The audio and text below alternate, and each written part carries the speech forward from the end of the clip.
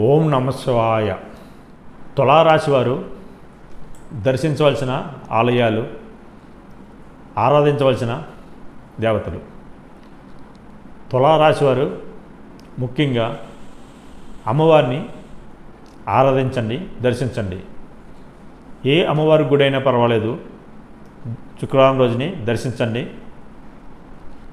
అది కనకదుర్గ అమ్మవారైనా పర్వాలేదు, మీకు దగ్గరలో ఉన్న ఏ అమ్మవారిని గుడి అయినా సరే, రాజరాజేశ్వరి అమ్మవారైనా పర్వాలేదు, కనికా పరమేశ్వరి అమ్మవారైనా పర్వాలేదు, లలితాదేవి అమ్మవారైనా పర్వాలేదు, గాయత్రీదేవి అమ్మవారైనా పర్వాలేదు, లక్ష్మీదేవి ఆలయం అయినా పర్వాలేదు.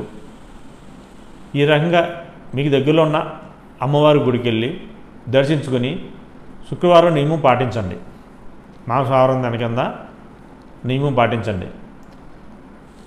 లక్ష్మీదేవి మీ ఇంట కొలువై ఉంటుంది.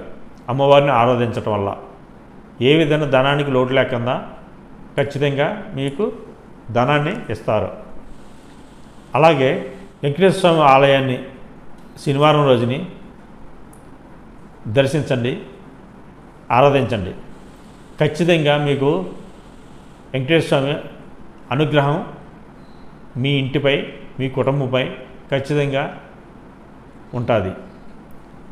ఆయన అనుగ్రహం మాత్రం మీ ఇంటిలిపాదికి ఖచ్చితంగా ఉంటుంది. శనివారం నియమం మాత్రం మాంసాహారం తినకింద పాటించండి. అలాగే బుధవారం రోజున గణపతి వారిని దర్శించండి. ఏదైనా విఘ్నేశ్వర ఆలయం ఉంటే కనుక దగ్గరలో వెళ్ళి దర్శించండి. అలాగే బుధవారం నియమం మాంసాహారం తినకింద నియమం పాటించండి. మీ కుటుంబంలో ఉన్న పనులు ఏవి కూడా ఆటంకాలు లేకుండా త్వరితగతిగా పూర్తవుతాయి. ఆయన మీకు మంచి విజయాన్ని అందిస్తాడు. మీ కుటుంబంలో పిల్లలు ఏదైనా చదువుతుంటే కనుక చదువులో విఘ్నాలు లేకుండా చదువులు త్వరితగతిగా మంచి వృద్ధిలోకి వచ్చి